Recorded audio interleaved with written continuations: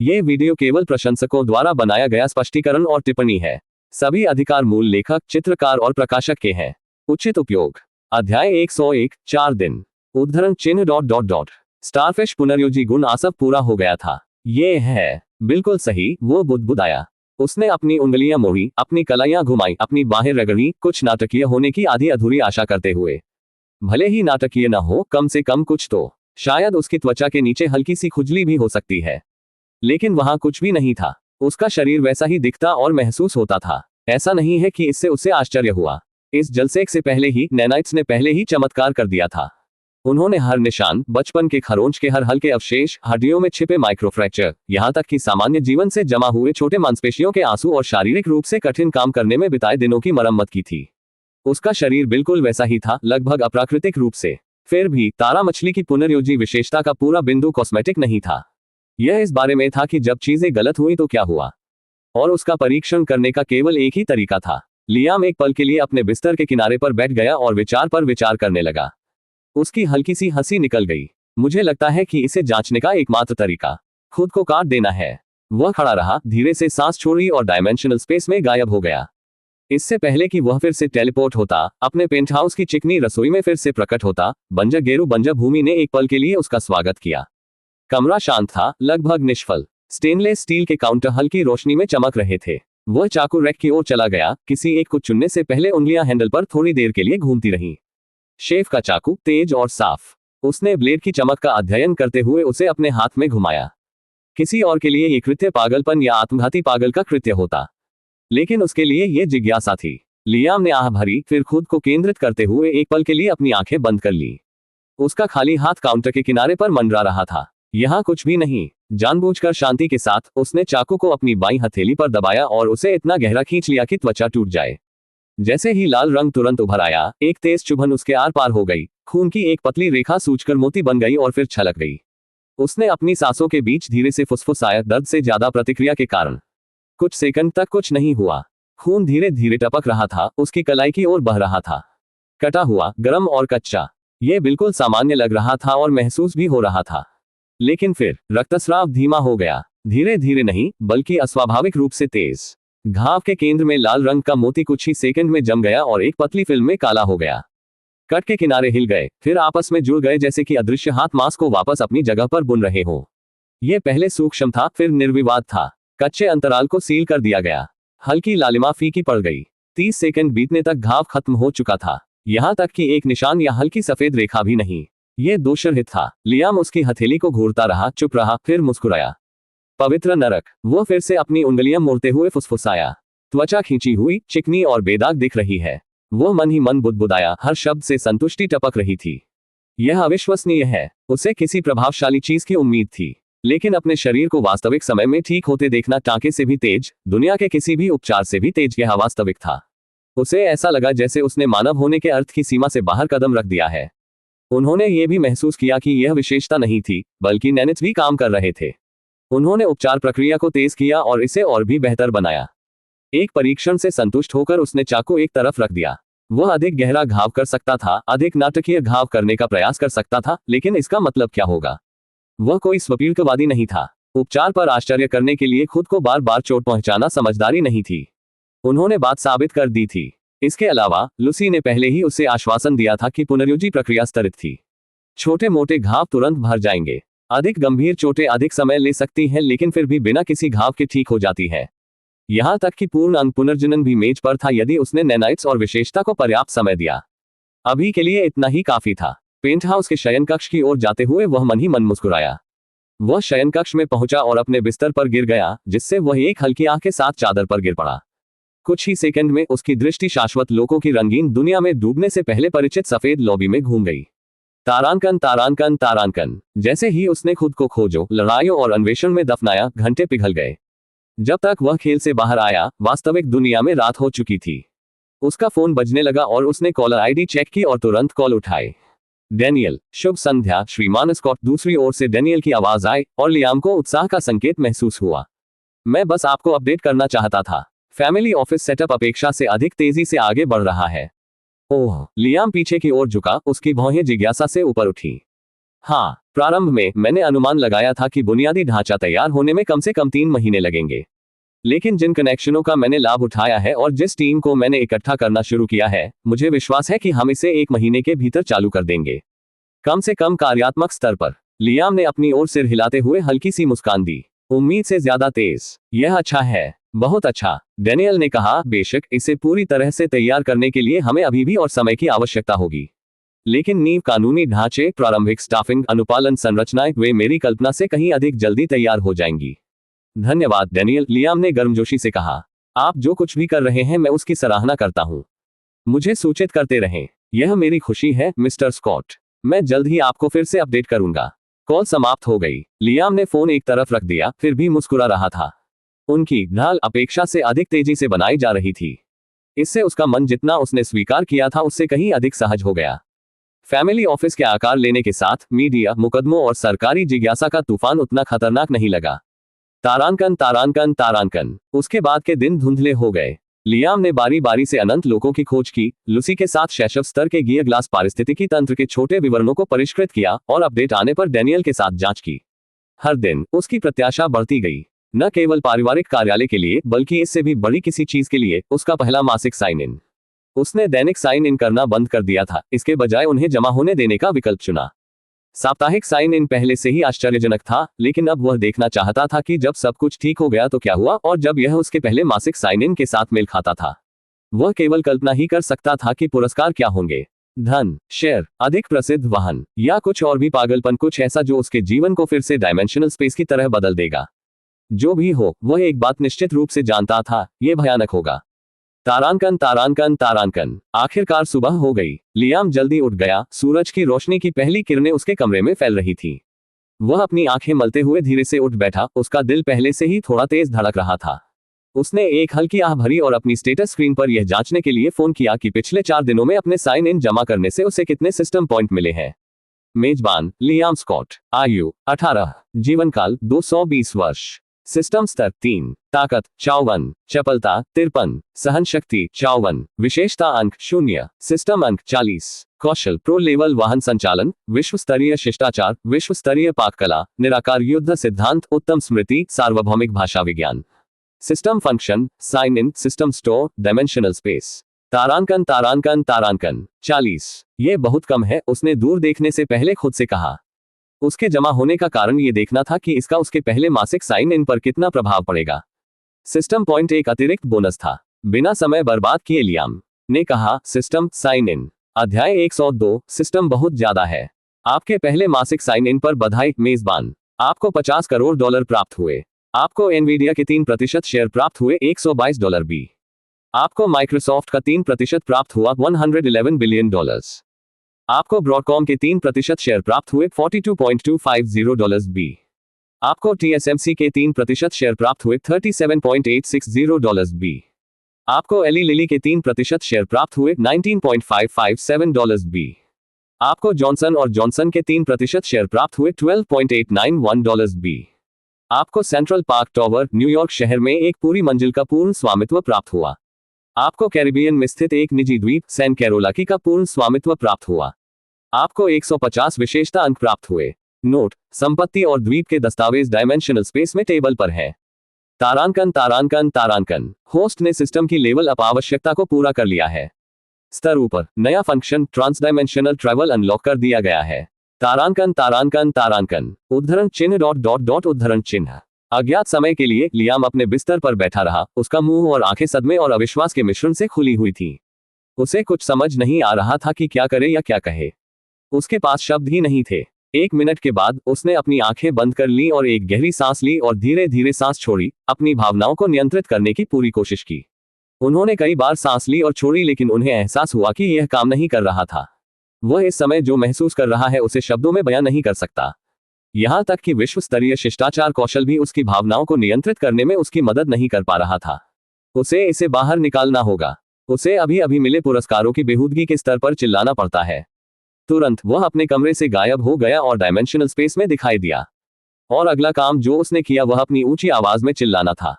आह! उसकी आवाज हवा में गूंजती हुई, दूर तक गूंजती हुई तेजी से लुप्त हो गई। कुर्सी पर गिरते ही लियाम ने जोर से आह भरी। उसे अभी भी पता नहीं है कि क्या कहना है, लेकिन चीख ने उस सदमे को कम कर दिया था जो उसे महसूस हो रहा था। अपने चेहरे पर एक हल्की सी मुस्कान के साथ उन्होंने अपने फोन पर नजर डाली और जब उन्होंने अपने खाते की शेष राशि देखी, जो बढ़कर $678 मिलियन हो गई है, तो उन्होंने उदासीन भाव रखते हुए हल्के से मुस्कुराया। लेकिन ये सब दिखावा था, क्योंकि उस अभिव्यक्ति के पीछे अभी भी सदमा और अविश्वास था। उसने अपनी भावनाओं को फिर से शांत करने की कोशिश की और थोड़ी देर के लिए अपनी आंखें बंद कर ली और सांस लेने का व्यायाम का एक और दौर किया। और सौभाग्य से वह सफल हो गया। मुझे वास्तव में सिस्टम के आश्चर्यों का आदी होना सीखना चाहिए, उसने धीमी आवाज में खुद से कहा। लियाम ने अपने खाते का बैलेंस फिर से जांचने का फैसला किया और उसने उसमें आधे अरब डॉलर आराम से बैठे हुए देखे। $500 मिलियन, ये राशि मेरे लिए लगभग कुछ भी करने या खरीदने के लिए पर्याप्त है, वह आश्चर्यचकित कर देने वाले आंकड़े को देखते हुए बुदबुदाया। पृथ्वी पर इस तरह की किस्मत ऐसी चीजें थी जिनके बारे में आप वित्तीय समाचारों की सुर्खियों में पढ़ते हैं। सीईओ ने रिकॉर्ड बोनस का जश्न मनाया। हेज फंड ने रिकॉर्ड तोड़ने वाले वर्षों का बखान किया। अरबपति उत्तराधिकारी पत्रिकाओं में घूम रहे थे, लेकिन यहाँ वह 18 साल का था, आधे अरब को अपने सिस्टम से एक और दैनिक आश्चर्य के रूप में मान रहा था। कम से कम वह ऐसा करने की कोशिश कर रहा है। उन्होंने पैसे पर बहुत अधिक ध्यान केंद्रित नहीं किया, क्योंकि उन्होंने तुरंत अपना ध्यान अधिक महत्वपूर्ण पुरस्कारों में से एक, शेयरों पर केंद्रित कर दिया। एनवीडिया का 3%, लियाम ने मुस्कुराते हुए फुसफुसाया। कंपनी सिर्फ एक विशाल कंपनी नहीं थी, यह एआई और अर्धचालकों का राजा, भविष्य की जीवनधारा था। इसके जीपीयू ने गहन शिक्षण से लेकर सुपर कंप्यूटिंग तक सब कुछ संचालित किया। 3%, इसका मूल्य $122 बिलियन है। मेरे इक्विटी पोर्टफोलियो के पिछले मूल्य से अधिक, वह धीरे से मुस्कुराया, लेकिन उसकी आवाज में अविश्वास था। उसने इस पर ज्यादा ध्यान न देने की कोशिश की क्योंकि उसका दिमाग अगले इनाम की प्रक्रिया पर विचार कर रहा था। माइक्रोसॉफ्ट का 3%, यह कोई महज कंपनी नहीं थी। माइक्रोसॉफ्ट बिग फोर में से एक है, सॉफ्टवेयर, क्लाउड और एआई का टाइटन। यदि एनवीडिया जीपीयू का राजा था, तो माइक्रोसॉफ्ट डिजिटल बुनियादी ढांचे का सम्राट था। यह एक ऐसी कंपनी थी जिसका विंडोज से लेकर एज्योर क्लाउड कंप्यूटिंग तक, ओपनएआई और उससे आगे में उनकी विशाल हिस्सेदारी तक दशकों का प्रभुत्व था। उनकी पहुंच हर जगह थी, कार्यालय, घर, स्कूल, इंटरनेट। 3% माइक्रोसॉफ्ट, लियाम फिर बुदबुदाया। वह $111 अरब है।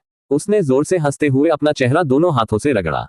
भगवान, ये पागल है। मैं 18 वर्ष का हूं और मेरे पास पहले से ही बहुत कुछ है। जैसे ही वह अगले इनाम की ओर मुड़ा, उसने अपने दांतों से तेजी से सांस ली। ब्रॉडकॉम, सेमीकंडक्टर विशाल, स्मार्टफोन से लेकर डेटा सेंटर तक, हर चीज में नेटवर्किंग, स्टोरेज, चिप्स। इसमें उनकी 3% हिस्सेदारी का मूल्य $42.2 बिलियन है। लेकिन ये सिर्फ पैसा नहीं था, ये स्थिति थी। एनवीडिया, माइक्रोसॉफ्ट और ब्रॉडकॉम ने मिलकर उन्हें एआई, सेमीकंडक्टर और वैश्विक कंप्यूटिंग बुनियादी ढांचे पर सीधा प्रभाव दिया। लेकिन अगले इनाम से उसे एहसास हुआ कि अभी और भी बहुत कुछ होने वाला है। TSMC सिर्फ एक कंपनी नहीं थी, यह आधुनिक प्रौद्योगिकी की रीढ़ थी। एप्पल के आईफोन से लेकर सैन्य हार्डवेयर तक, दुनिया की पूरी चिप आपूर्ति श्रृंखला उन पर निर्भर थी। सिर्फ इतना ही नहीं, यह एक ऐसी कंपनी भी है जिसने अपने देश को अन्य देशों से कई अनुकूल सौदे दिलाए और दुनिया की दो सबसे बड़ी अर्थव्यवस्थाओं, संयुक्त राज्य अमेरिका और चीन के बीच तनाव पैदा किया।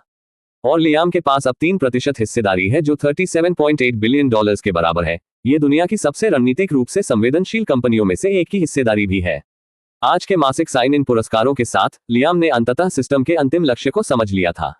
यह उसे बिना कुछ लिए ही यह पुरस्कार नहीं दे रहा था, यह चुपचाप उसे दुनिया का नियंत्रण भी दे रहा था। उसके पास जितने शेयर हैं, उससे वह दुनिया को अपनी इच्छानुसार धुन पर नाचने के लिए प्रेरित कर सकता है। लेकिन उसे एक प्रकार की सुरक्षा की भी आवश्यकता है और यहीं पर पैसा धारक, बॉन्ड से उत्तोलन शक्ति और डैनियल द्वारा स्थापित पारिवारिक कार्यालय आता है। और उसकी व्यक्तिगत ताकत और उसके भागने के रास्ते भी। ठीक है, ये वास्तव में ऐसा हो सकता है या ये भी हो सकता है कि मैं बहुत ज्यादा सोच रहा हूं, अगर सिस्टम मुझे जो महसूस होता है वही दे रहा है। लेकिन मुझे इस पर अत्यधिक संदेह है। और शेष पुरस्कारों ने उसे इस पर और भी अधिक संदेह करने पर मजबूर कर दिया। एली लिली में 3% हिस्सेदारी, लियाम बड़बड़ाया। एली लिली फार्मास्यूटिकल जगत की निर्विवाद दिग्गज कंपनी थी, कुख्यात बिग फार्मा में से एक। वे इंसुलिन, वजन घटाने वाली दवाओं, कैंसर उपचार बाजार को नियंत्रित करते हैं और वे वैश्विक स्तर पर चिकित्सा को नया आकार दे रहे हैं।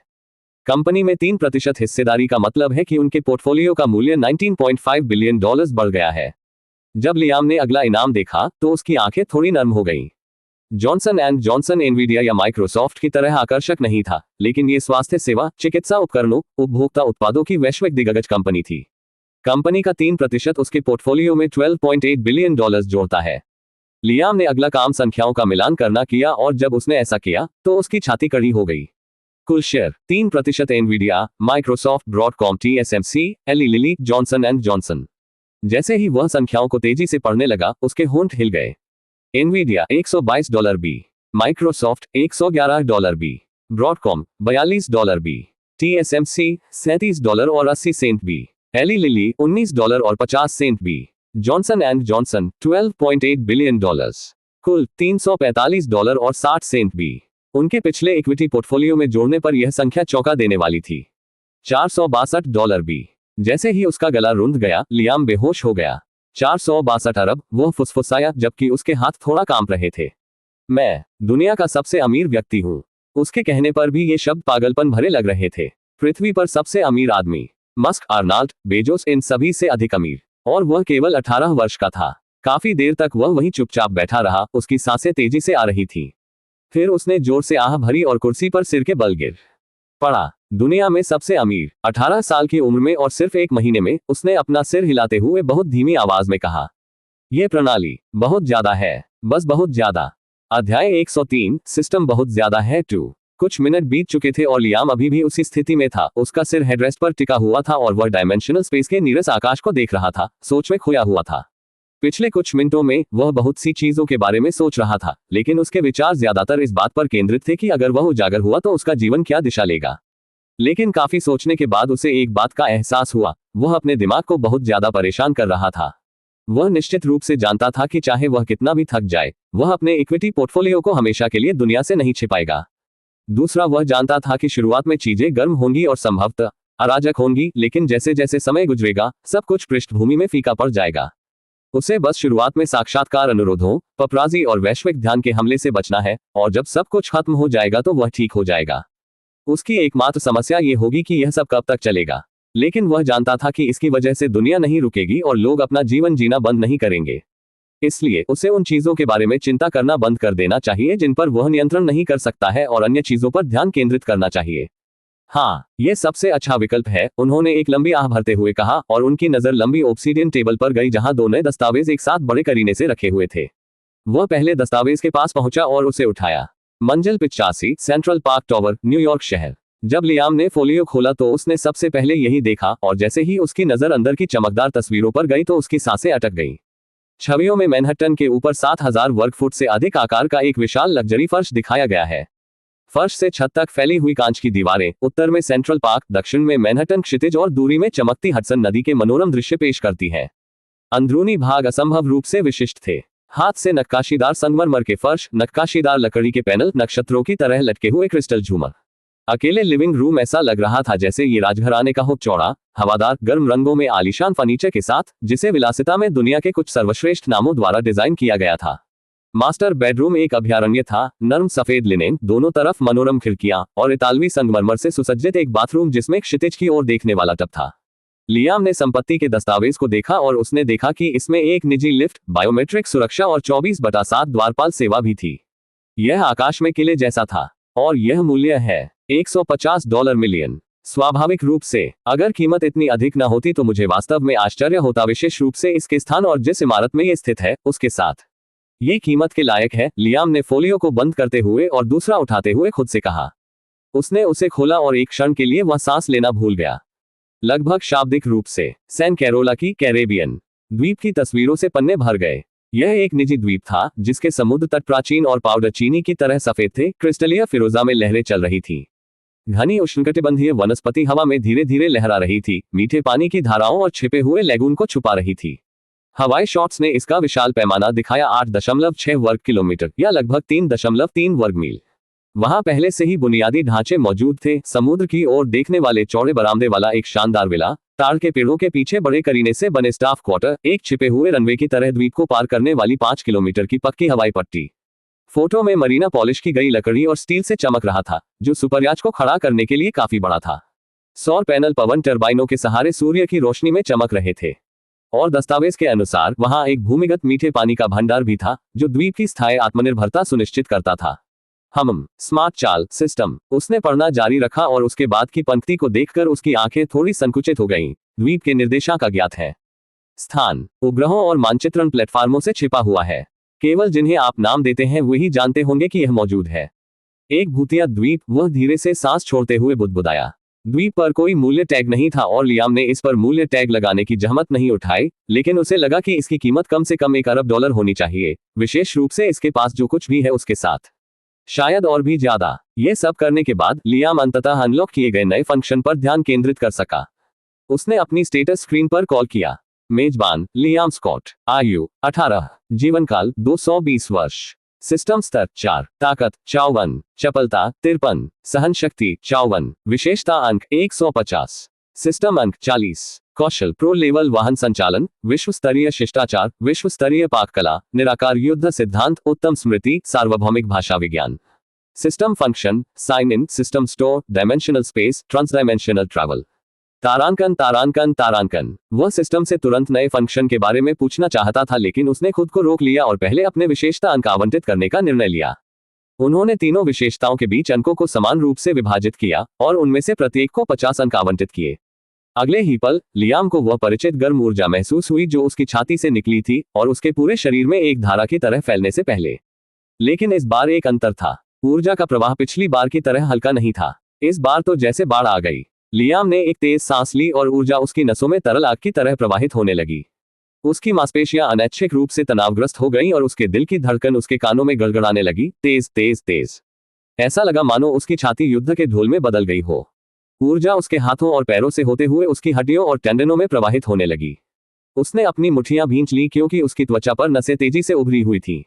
उसके अंदर कच्ची और निर्विवाद ताकत तब तक उमड़ती रही जब तक कि उसका शरीर उसे समाहित करने के लिए लगभग छोटा नहीं लगने लगा।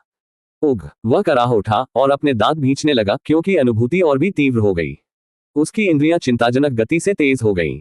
डायमेंशनल स्पेस का हर हल्का कंपन उसके कानों में गूंजता था। वह ऑब्सीडियन टेबल पर धूल के कणों की फुसफुसाहट सुन सकता था। उसकी बढ़ी हुई दृष्टि तरंगित हो रही थी, टिमटिमा रही थी, मानो उसकी आंखें वास्तविकता की परतों को भेदने की कोशिश कर रही हो। और फिर उसे अपनी आंखों के पीछे हल्की सी चुभन महसूस हुई। उसने भौहें सिकोड़ ली, अपनी कनपटी को दबाते हुए उसे झटकने की कोशिश करने लगा। लेकिन ये रुका नहीं, बल्कि बढ़ता गया। डंक उसकी आंखों के पीछे से उसकी खोपड़ी के केंद्र तक फैल गया, फिर कांच में दरार की तरह बाहर की ओर फैल गया। वह गर्माहट जो कभी सशक्त कर रही थी अब तीव्र, आक्रामक महसूस हो रही थी। ऊहन, आह! लियाम ने फुसफुसाकर अपना सिर पकड़ लिया क्योंकि दर्द बहुत तेज हो गया था। उसके घुटने मुड़ गए और वह फर्श पर गिर गया। उसका माथा लगभग चिकनी जमीन को छू रहा था। डंक जलन बन गया, जलन धड़कन बन गई, धड़कन विभाजनकारी पीड़ा बन गई। ऐसा लग रहा था मानो उसकी खोपड़ी को जबरदस्ती अंदर से खोला जा रहा हो। उसकी हर नस चीखते हुए चमक रही थी। उसकी दृष्टि धुंधली हो गई। उसके नीचे की जमीन झुकी हुई लग रही थी, ऊपर का आसमान पिघले शीशे की तरह हिल रहा था और झुक रहा था। गहन, उसने दांत पीसते हुए जोर से चीख निकाली। उसके हाथ उसके सिर पर लगे हुए थे, नाखून उसकी खोपड़ी में गड़ रहे थे। पसीना उसकी कनपटी से बहकर उसकी आंखों में चुभने लगा और फर्श पर टपकने लगा। और फिर भी पीड़ा के माध्यम से भी वह इसे महसूस कर सकता था। उसके मन में कुछ बदल रहा था। आया है, वह अब खुद को रोक नहीं सका और उसकी चीख डायमेंशनल स्पेस की खामोशी को चीर गई। फिर उसे आगे जो पता चला वह अंधकार था। जैसे ही दर्द एक साथ बढ़ गया, सफेद गर्मी की एक चकाचौंध किरण जिसने हर विचार को डुबो दिया। पूरी तरह से शिथिल होने से पहले उसका शरीर एक बार बैठा। लियाम डायमेंशनल स्पेस के फर्श पर गिर गया। उसकी छाती एक बार ऊपर उठी, फिर स्थिर हो गई। उसकी आंखें बंद हो गईं और उसकी चेतना शून्य में चली गई। डिंग, बधाई हो मेजबान, आपने स्टेट आवश्यकताओं को पूरा कर लिया है। आप जाग गए हैं। अध्याय 104, टेलीकिनेसिस। अंततः लियाम के आने से पहले एक अज्ञात समय बीत गया। उसने अपने चारों ओर देखा और उसे उस अंतहीन बंजर भूमि के अलावा कुछ भी दिखाई नहीं दिया जिस पर उसका चेहरा लगा हुआ था। ओह, क्या हुआ? वह कराहते हुए उठा और कुर्सी पर गिर पड़ा। लूसी, क्या हुआ? मुझे कोई अंदाजा नहीं है। आप अपने आप से किसी चीज के बारे में बात कर रहे थे और अगली बात मुझे पता चली कि आपके शरीर में कुछ रहस्यमय बड़े पैमाने पर बदलाव होने लगे, खासकर आपके मस्तिष्क में, क्योंकि मैंने अभूतपूर्व तंत्रिका फायरिंग पैटर्न देखा। फिर आप चिल्लाए और बेहोश हो गए, लूसी ने उत्तर दिया। क्या ऐसा है? लियाम ने आह भरते हुए अपने हाथों की ओर देखा और देखा कि क्या कुछ बदला है। ऐसा लगता है कि मेरे शरीर में जो भी परिवर्तन हुए वे कोई शारीरिक परिवर्तन नहीं थे, या ये सिर्फ मेरा दिमाग था। लियाम को इस बात का अंदाजा नहीं है कि लूसी जिन बदलावों के बारे में बात कर रही थी वह विशेषता अंक आवंटित करने के बाद उसकी ताकत में वृद्धि थी। उसके पास वर्तमान में लाखों एक प्रश्न है और वह जानता था कि केवल सिस्टम ही उसे उसके प्रश्नों के उत्तर दे सकता है। और वह ये पूछने ही वाला था कि तभी उसके रेटिना पर एक अधिसूचना उभरी। डिंग, बधाई हो मेजबान, आपने स्टेट आवश्यकताओं को पूरा कर लिया है। आपने अपनी महाशक्ति को जागृत कर लिया है, टेलीकिनेसिस। तारांकन तारांकन तारांकन, उद्धरण चिन्ह ... मेरी महाशक्ति जागृत हो गई। टेलीकिनेसिस क्या? लियाम सदमे, अविश्वास और भ्रम के मिश्रण में फूट पड़ा। सिस्टम, इसका क्या मतलब है? उसने तुरंत अपने बढ़ते सवालों का जवाब मांगते हुए पूछा। आपने अधिसूचना सही पढ़ी, होस्ट। आपने स्टेट की आवश्यकता को पूरा किया और अपनी महाशक्ति को जगाया। स्टेट आवश्यकता क्या थी? प्रति विशेषता न्यूनतम 100 स्टेट पॉइंट। तो सबसे पहले चीजें, क्या यह मेरे लिए अनोखी चीज है या यह एक सामान्य चीज है? उसने पूछा। लियाम को लगा कि यह अधिक महत्वपूर्ण प्रश्नों में से एक है क्योंकि इससे दुनिया को देखने का उसका नजरिया बदल जाएगा। तथ्य यह है कि उसने पहले ही एक महाशक्ति को जागृत कर दिया है। हाँ और हाँ, मेजबान। लियाम सिस्टम की प्रतिक्रिया पर नाराज होने के अलावा कुछ नहीं कर सका। हाँ और हाँ, इससे आपका क्या मतलब है, सिस्टम? उसने पूछा। आपका जागरण आपके लिए कुछ अनोखा है, लेकिन ये कुछ ऐसा भी है जिसे आपके घरेलू ब्रह्मांड में कोई भी कर सकता है यदि वे आवश्यकता को पूरा करते हैं। लियाम की आंखें एक पतली दरार से बंद हो गईं, क्योंकि उसने सिस्टम द्वारा अभी अभी कही गई बातों को संसाधित किया था। अगर मैं सही हूं, प्रणाली, तो आपका मतलब यह है कि मेरे घरेलू ब्रह्मांड में हर कोई अपनी महाशक्ति को जागृत कर सकता है जब वे प्रति विशेषता न्यूनतम 100 अंक प्राप्त कर ले। उन्होंने सिस्टम से पुष्टि मांगते हुए कहा। सही है, होस्ट। इसके अलावा, अगर मैं फिर से सही हूं, तो जागने में सक्षम होना मेरे लिए अद्वितीय है क्योंकि आपने मुझे अपनी ताकत बढ़ाने में मदद की है। तो मैं अपने घरेलू ब्रह्मांड में महाशक्ति वाला एकमात्र व्यक्ति हूं। बिल्कुल, मेजबान। वाह, ये है। लियाम ने जोर से आह भरी। उनके पास न केवल शब्दों की कमी थी बल्कि वे पूरी तरह से भ्रमित भी थे। लेकिन एक वाक्य वह बार बार अपने दिमाग में दोहराता रहा, अब उसके पास महाशक्ति है। महाशक्ति है। ये हर बच्चे का सपना था, खासकर लड़कों का। जबकि वे जीवन में sneakers, phone, video game, car, पैसा और बाकी जैसी बेहतरीन चीजें भी चाहते हैं। महाशक्ति होने से कोई भी चीज कभी नहीं बच सकती। लियाम के लिए यह एक सपने के सच होने जैसा है। यहां तक कि वह पहले से ही उन सभी चीजों के बारे में सोच रहा था जो वह संभवतः अपनी महाशक्ति के साथ कर सकता था। टेलीकिनेसिस क्या था? यह सबसे बहुमुखी और प्रबल महाशक्ति थी। पर्याप्त मानसिक शक्ति और रचनात्मकता के साथ, जो कोई भी इसका उपयोग करता है वह अजेय है। लियाम मुस्कुराया क्योंकि उसने कल्पना की थी कि वह अपनी नई शक्ति के साथ क्या कर सकता है। लेकिन उसने जल्द ही भविष्य की कल्पना करना बंद करने का फैसला किया और इसके बजाय यह जांचने का फैसला किया कि वह अब क्या कर सकता है। उसने धीरे से आह भरी, थोड़ी देर के लिए अपनी आंखें बंद कर ली और मेज पर रखी चाबी के लिए अपना हाथ बढ़ाया और उसने अपना विचार उस पर केंद्रित किया और उसे मेज से उठाने की कोशिश की। सबसे पहले उसे कुछ भी महसूस नहीं हुआ और चाबी का गुच्छा अपनी जगह से नहीं हिला। लेकिन उसने अगले ही पल परिणाम देखा, क्योंकि उसमें हल्का सा कंपन हुआ और वह धीरे धीरे मेज से उठकर उसकी ओर तैरने लगा। लियाम मन ही मन मुस्कुराया, लेकिन उसने अपना ध्यान वस्तु पर बनाए रखना सुनिश्चित किया क्योंकि वह उसकी ओर तैरती रही जब तक कि वह उसके हाथ में नहीं आ गई। वाह, मैंने ये किया, वह धीरे से फुसफुसाया, खुद पर गर्व से मुस्कुराया। उसने अपने हाथ में चाबी का गुच्छा देखा और उसे अपने हाथ के ऊपर मंडराने के लिए नियंत्रित किया, और उसने वैसा ही किया। उसने उसे कुछ देर तक वैसे ही पकड़ कर रखा, यह देखने के लिए उत्सुक था कि सिरदर्द महसूस होने से पहले वह उसके आकार की किसी वस्तु को कितनी देर तक पकड़ कर रखता है। लेकिन 1 मिनट से अधिक समय के बाद उसे कुछ भी महसूस नहीं हुआ। उसने रुकने का फैसला किया क्योंकि उसने उसे वापस मेज पर भेज दिया। तो मेरे पास महाशक्ति है, वह मेज पर रखे नीले हीरे को घूरते हुए अपने आप से बुदबुदाया। उसने अपना विचार उस पर केंद्रित किया और वह धीरे धीरे मेज से उठा और उसकी ओर चला गया। यह उसके चेहरे तक पहुंच गया, लेकिन उसने इसे पकड़ने के लिए हाथ नहीं बढ़ाया क्योंकि उसने इसे हवा में ऐसे ही पकड़ रखा था। ऐसा करते समय उन्होंने एक साथ कई काम करने का फैसला किया और द्वीप के दस्तावेजों के पन्ने पलटे और उसमें से एक तस्वीर ली। वह ऊपर की ओर बह गया और अब हीरे के पास मंडरा रहा था। यह देखने के लिए उत्सुक था कि वह खुद को कितनी दूर तक धकेल सकता है। उसने अपने विचार को दस्तावेज पर केंद्रित किया और इसे ऊपर की ओर घुमाया और हीरे और फोटो के पास मंडराया। बुरा नहीं, वह संतुष्टि और गर्व से भरे चेहरे और आवाज के साथ बुदबुदाया। पहले तो उसे उम्मीद थी कि यह कठिन होगा, लेकिन यह आसान लगा। वास्तव में बहुत आसान है। कोई सिर दर्द, नाक से खून या कुछ भी नहीं था। ठीक है, नए सिस्टम फंक्शन की जांच करने का समय आ गया है, उन्होंने कहा। सिस्टम, कृपया मुझे वह सब कुछ बताएं जो मुझे इसके बारे में जानना चाहिए। ट्रांसडायमेंशनल ट्रैवल फंक्शन आपको किसी भी दुनिया और किसी भी ब्रह्मांड में यात्रा करने की अनुमति देगा। इसका उपयोग करने के लिए आपको एक ब्रह्मांड और वह दुनिया चुननी होगी जहां आप यात्रा करना चाहते हैं। लियाम ने सिर हिलाया क्योंकि वह सिस्टम द्वारा कही जा रही हर बात को पचा चुका था। 2 ब्रह्मांड हैं जिनमें से आप चुन सकते हैं, एक जादू का और एक साधना का, मन और आत्मा की। आपने एक ब्रह्मांड में कोई भी शब्द चुना है, आप वहां यात्रा करने में सक्षम होंगे और आप दुनिया को डायमेंशनल स्पेस से जोड़ने के लिए एक एक्सेस पॉइंट स्थापित कर सकते हैं। इस तरह आप आसानी से उस ब्रह्मांड, अंतरिक्ष और पृथ्वी के बीच घूम सकते हैं। मैं देखता हूं, लेकिन केवल 2 ब्रह्मांड ही क्यों? मैंने सोचा कि वे वहां अनगिनत हैं। लियाम ने पूछा। वे अनगिनत विश्व हैं, लेकिन केवल 3 ब्रह्मांड हैं। प्रत्येक ब्रह्मांड की अपनी अनूठी ऊर्जा होती है। आपके पास डार्क एनर्जी है, दूसरे में मन है और आखिरी में स्पिरिट क्यूई है। प्रत्येक ब्रह्मांड में अनगिनत संसार है और प्रत्येक शब्द में अनगिनत ग्रह हैं।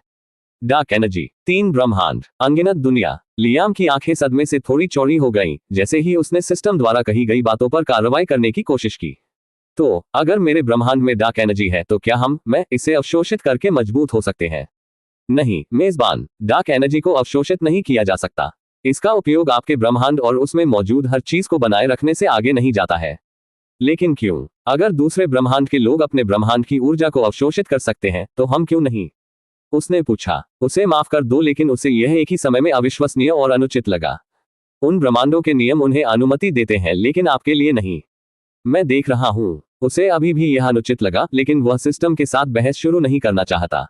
नहीं मेजबान, मैं आपके ब्रह्मांड के प्रतिबंधों को दरकिनार करने में अभी तक आपकी मदद नहीं कर सकता। रुको, मैंने तो पूछा ही नहीं। ओह, लियाम ने धीरे से सिर हिलाया, समझते हुए मुस्कुराते हुए। मैं आपका इंतजार करूंगा, आप कर सकेंगे। तब तक आइए इन साहसी नई दुनियाओं का अन्वेषण करें। सिस्टम, क्या मैं उपलब्ध खेती की दुनिया की सूची देख सकता हूं? उसने पूछा। नहीं मेजबान, लेकिन मैं तुम्हें ब्रह्मांड में भेज सकता हूं और तुम जिस दुनिया में जाना चाहते हो उसे चुन सकते हो। ठीक है, ऐसा करो। जैसे ही उसने ये कहा, उसका वातावरण तुरंत बदल गया और उसने खुद को गहरे अंतरिक्ष में खड़ा पाया। डायमेंशनल स्पेस के साथ इसका अनुभव करने के बाद वह अब आश्चर्यचकित नहीं थे। लेकिन इस अनुभव में कुछ अलग था। ये केवल तारे ही नहीं थे जो वह देख रहा था, वह ये भी देख रहा था कि ग्रह कैसे दिखते हैं, प्राचीन दिखने वाली संरचनाओं के साथ तैरते हुए परिदृश्य, सितारों की तरह सोते हुए विशाल राक्षसी दिखने वाले राक्षस और चमकती नदियां भी थीं। लेकिन वह अपनी ईगल दृष्टि विशेषता के साथ भी सब कुछ नहीं देख सका और वह जो देख रहा था उसके पैमाने को समझने के लिए भी संघर्ष कर रहा था। वाह, बस अद्भुत। किसी एक ग्रह पर बसने से पहले उनकी नजर लगभग अनगिनत समान रूप से विशाल ग्रहों पर गई। वही, उन्होंने कहा। अगले ही पल उसे ग्रह से आकर्षण की एक अविश्वसनीय शक्ति महसूस हुई और वह अपनी स्थिति से गायब हो गया। अध्याय 105, एक बहादुर नई दुनिया। लियाम ने अपने चारों ओर देखा, उसे बिल्कुल पता नहीं था कि वह कहाँ है। वह अनगिनत ऊंचे पेड़ों के अलावा कुछ भी नहीं से घिरा हुआ था और कोई आत्मा नजर नहीं आ रही थी। आखिरी बात जो उन्हें याद रही वह गहरे अंतरिक्ष में खड़े होकर एक ग्रह चुनना था। फिर वह गायब हो गया और खुद को इस भयानक सन्नाटे और बड़े जंगल में पाया। सिस्टम, मैं कहाँ हूँ?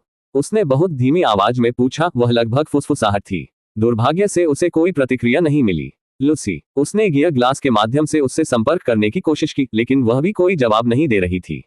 डिवाइस का डायमेंशनल स्पेस से कनेक्शन टूट गया है। मुझे तेजी से एक एक्सेस पॉइंट स्थापित करना चाहिए। उसने अपने आसपास देखा और उस स्थान को पहुंच बिंदु के रूप में नामित करने वाला था, लेकिन माहौल ने उसे अपने निर्णय पर पुनर्विचार करने पर मजबूर कर दिया। लेकिन वह जानता था कि उसके पास कोई विकल्प नहीं है और उसने इसके साथ आगे बढ़ने का फैसला किया। ऐसा करने के तुरंत बाद उसने लूसी की आवाज सुनी। सर मास्टर लियाम, वह बार बार पुकारती रही। हाँ लूसी, उन्होंने राहत से मुस्कुराते हुए कहा। मैं आपकी बात सुन सकता हूँ। मुझे बहुत खुशी है कि आप सुरक्षित हैं सर। जब आप गायब हो गए तो मैं डर गई और डिवाइस से मेरा कनेक्शन टूट गया, लूसी ने कहा। लियाम कसम खा सकता है कि उसे उसकी आवाज से दुख, राहत और खुशी का एहसास होता है। इसके अलावा अगर उसे बेहतर पता नहीं होता तो वह कहता कि उसने वास्तव में राहत की सांस ली है। ठीक है, मैं सुरक्षित हूं, लेकिन मुझे बिल्कुल पता नहीं है कि मैं कहां हूं, वह बुदबुदाया। लूसी ने कहा। मैंने जीपीएस का उपयोग करके आपके स्थान को इंगित करने का प्रयास किया है, लेकिन मैं आपको कहीं नहीं ढूंढ पाई। मैंने डिवाइस के माध्यम से आपके आसपास के परिवेश को भी स्कैन किया है, लेकिन मेरे पास आपके आसपास के पेड़ पौधों से मेल खाता कोई डेटा नहीं है। ये ठीक है। यह अजीब होगा यदि आप वास्तव में उन्हें पहचान सके, लियाम ने कहा जब वह एक पौधा तोड़ने के लिए नीचे झुका। लेकिन ठीक इससे पहले कि वह उसे तोड़ने वाला था, उसने एक दहाड़ सुनी और उसका हाथ उस पत्ते से कुछ इंच की दूरी पर जम गया जिसे वह तोड़ने वाला था। उसकी उंगलियां हवा में घूम रही थी। दहाड़ अभी भी दूर की गड़गड़ाहट की तरह उसकी छाती में कंपन कर रही थी। यह दहाड़ एक शक्तिशाली चीख थी जो सीधे किसी प्राणी की आंत से निकली थी, जो पृथ्वी पर उसके द्वारा देखे गए किसी भी प्राणी से कहीं अधिक बड़ी थी। उसने जोर से निगल लिया। उसकी आंखें ध्वनि की दिशा में घूम गईं, हालांकि मोटी छतरी और विशाल पेड़ों की अंतहीन पंक्तियों के कारण 1 दर्जन मीटर से अधिक आगे देखना असंभव था। उसके अंदर जिज्ञासा जगी। हाँ, लेकिन वृत्ति, ठंडी अटल वृत्ति ने उसे दूर रहने के लिए कहा। उसने धीरे से अपना हाथ पौधे से पीछे खींच लिया और उसे मुट्ठी में भींच लिया। स्मार्ट नहीं लियाम, बिल्कुल भी स्मार्ट नहीं, वो मन ही मन बुदबुदाया। उसके चारों ओर का जंगल विशाल था। पेड़ किसी भी तरह से सामान्य नहीं थे, वे गगनचुंबी इमारतों की तरह ऊंचे थे। उनकी टहनियां इतनी मोटी थीं कि केवल एक को घेरने के लिए 10 लोगों को हाथ पकड़ना पड़ सकता था। उनके पत्ते ऊपर पूर्णिमा के चांद की हल्की चांदी की चमक में नहाए हुए एक ऐसी लय में सरसराहट कर रहे थे जो लगभग जीवंत लग रही थी। सर, लूसी की आवाज फिर से आई, इस बार धीमी, जैसे कि उसे भी शांति भंग होने का डर हो। वह दहाड़, आपको डायमेंशनल स्पेस में लौट जाना चाहिए। यह अधिक सुरक्षित होगा। लियाम ने धीरे धीरे सांस छोड़ी। उसकी सांसें रात की ठंडी हवा में हल्की हल्की घूम रही थी। अभी तक कोई नहीं। यदि मैं अब वापस लौटूंगा तो इस स्थान को मेरा प्रवेश बिंदु माना जाएगा, और अगली बार जब मैं वापस आऊंगा तो मैं फिर से यहां आऊंगा। तो आपका मतलब है? बिल्कुल, उसने उसकी बात काटते हुए कहा। मुझे एक सुरक्षित जगह ढूंढने की जरूरत है, कहीं खुला। उम्मीद है कि 1 मील का पत्थर। ये जंगल एक जाल जैसा लगता है। किसी स्थान को मैं उचित पहुंच बिंदु के रूप में सेट कर सकता हूं या अपनी एडिटिक मेमोरी से कैप्चर कर सकता हूं। लूसी झिझकी। उद्धरण चिन्ह डॉट डॉट डॉट। समझ गया सर, लेकिन कृपया रात का समय होने के कारण सावधानी से आगे बढ़ें। उसने फीकी मुस्कान दी। मैं करूंगा। मेरी चिंता करने के लिए धन्यवाद लूसी। आप मेरे स्वामी हैं। मुझे आपकी चिंता करनी है। लियाम मुस्कुराया और अपनी निगाहें आसमान की ओर कर ली। चंद्रमा भारी और चमकीला लटका हुआ था, जिससे छतरी के माध्यम से भूतिया रोशनी फैल रही थी। परछाइयां लंबी और पतली खींचती गईं, हर हवा के झोंके के साथ विकृत होती गईं। उसने एक दिशा चुनी, उत्तर। उसने अनुमान लगाया, हालांकि वास्तव में उसे कोई पता नहीं था, और हर कदम पर सावधानी बरतते हुए आगे बढ़ना शुरू कर दिया। उसका उन्नत शरीर उसे चुपचाप ले गया। उनकी सहनशक्ति का मतलब था कि थकान एक दूर की अवधारणा थी। उनकी चपलता ने उन्हें असमान जमीन पर भी स्थिर रखा, और उनकी तेज इंद्रियों ने पत्तियों की हल्की सी खड़खड़ाहट, रात के कीड़ों की नर्म फड़फड़ाहट, एक पेड़ के हिलते हुए लकड़ी की दूर तक कराह को पकड़ लिया। लेकिन उस दहाड़ के बाद की खामोशी दमनकारी थी। यह उस पर पसलियों के बीच भारी बोझ की तरह दब गया। कुछ मिनट खींचे, फिर दोबारा आवाज आई, एक और दहाड़। लेकिन इस बार यह करीब था, और भी जोर से, और यह दर्द भरा नहीं था, यह शुद्ध क्रोध था। ध्वनि ने पेड़ों को झकझोर दिया। पक्षी, यदि वे पक्षी होते, पंख फड़फड़ाते तूफान में ऊपर की ओर उड़ते, रात के आकाश में लुप्त हो जाते। शिट, लियाम ने अपनी गति तेज करते हुए बुदबुदाया। वह दौड़ा नहीं, बल्कि उसकी चाल एक उद्देश्यपूर्ण दौड़ में बदल गई, जो जड़ों और गिरी हुई लकड़ियों के बीच घूम रही थी। उसे किसी को यह बताने की जरूरत नहीं थी कि यह अच्छा नहीं है। फिर धीरे से उसने कुछ और सुना। ये आवाजें थीं। सबसे पहले वे कम अस्पष्ट थे, परंतु जैसे ही वह उनकी ओर बढ़ा, वे तेज हो गए। अति आवश्यक, घबराया हुआ, और फिर एक चीख, इंसान की चीख। इसने रात को काट दिया, और घुटी हुई हौंफने से पहले ये कच्चा और डरा हुआ लग रहा था। लियाम की धड़कन तेज हो गई। वह धीरे धीरे सुनता रहा, रेंगता हुआ आगे बढ़ा, जब तक कि वह फन के घने झुरमुट को पार नहीं कर गया। और वहां पेड़ों के बीच जानवरों के एक संकरे रास्ते से गुजरते हुए 3 आकृतियां सामने आईं। 2 महिलाएं, एक पुरुष। उनके कपड़े अजीब थे, सैश से बंधे वस्त्र, किसी प्रकार के चमड़े से बने जूते जिन्हें लियाम नहीं पहचानता था। उन तीनों ने एक एक छोटा ब्लेड पकड़ रखा था, जो चांदनी में हल्की हल्की चमक रहा था। एक पल के लिए लियाम स्तब्ध रह गया। यह दृश्य इतना अवास्तविक था कि शायद ये कोई फिल्म भी हो सकती थी। लेकिन तभी उस आदमी ने उसे देख लिया। उसकी आंखें चौड़ी हो गईं, और वह कुछ चिल्लाया। उसके शब्द तीखे और विदेशी थे, सिवाय इसके कि लियाम ने उन्हें पूरी तरह से समझा। लौह रक्त भालू, अपने जीवन के लिए भागो। लियाम ने सदमे में अपनी आंखें झपकाईं। क्या? लेकिन इससे पहले कि वह एक पूरी तरह से विदेशी भाषा को समझने का चमत्कार कर पाता, दहाड़ के रूप में जंगल जवाब दे गया। इस बार यह इतना करीब था कि जमीन हिल गई, शाखाएं टूट गईं, पेड़ कांपने लगे, और शोर का एक तूफान उनकी ओर दौड़ पड़ा। लियाम के पास मुड़ने का समय ही नहीं था कि वह चीज अचानक सामने आ गई। एक भालू, लेकिन यह ऐसा था जैसे उसने पृथ्वी पर कभी कोई भालू नहीं देखा हो। जब वह सीधा खड़ा होता था तो वह विशाल होता था और कंधे तक आसानी से 12 फीट लंबा होता था। गहरे उलझे हुए फर के कोट के नीचे उसके शरीर की मांसपेशियां हिल रही थीं। उसकी आंखें हल्की लाल चमक रही थीं, चांदनी में अंगारों की तरह जल रही थीं। फोम ने उसके जबड़ों को फाड़ दिया, क्योंकि उसके दांत चाकू से भी लंबे थे। इसने लियाम को देखा और फिर से दहाड़ा। इतनी दूरी पर आवाज बहरा कर देने वाली थी, और इसने हमला कर दिया। फक! लियाम चिल्लाया। उसके सोचने से पहले ही शब्द निकल गया। जैसे ही जानवर आगे की ओर गरजा, जमीन हिल गई। आसपास के कुछ छोटे पेड़ टूटकर बिखर गए, जड़ें जमीन से अलग हो गईं और मिट्टी हवा में उड़ गई। लियाम के दिमाग से पहले उसके शरीर ने प्रतिक्रिया की। उसकी अंतरात्मा उसे हिलने के लिए चिल्ला रही थी, और उसने ऐसा किया जैसे ही भालू का विशाल पंजा उस स्थान पर गिरा जहां वह खड़ा था। एक तरफ गोता लगा रहा था। प्रभाव से धरती फट गई, जिससे पत्थर और मिट्टी के टुकड़े उड़ गए। वह लुढ़का, अपने पैरों के पास आया और चौड़ी आंखों से जानवर को देखा। उसके आंकड़े ऊंचे थे, उनकी ताकत, चपलता, सहनशक्ति सब 100 से अधिक। उन्हें अब टेलीकिनेसिस भी हो गया था, लेकिन उसने कभी इस तरह की लड़ाई नहीं की थी। हैक, वह पहले कभी किसी प्रकार की लड़ाई में नहीं पड़ा। भालू ने अपना सिर उसकी ओर घुमाया, उसके जबड़ों से लार टपक रही थी, और धीरे से गुर्राया। फिर वह फिर से उछला, उस आकार की किसी भी चीज से भी तेज, जिसके हिलने का कोई अधिकार नहीं था। लियाम का हाथ वृत्ति पर छूट गया। उसके मन ने एक ही आदेश चिल्लाया, रुकना। भालू की गति बीच में ही लड़खड़ा गई।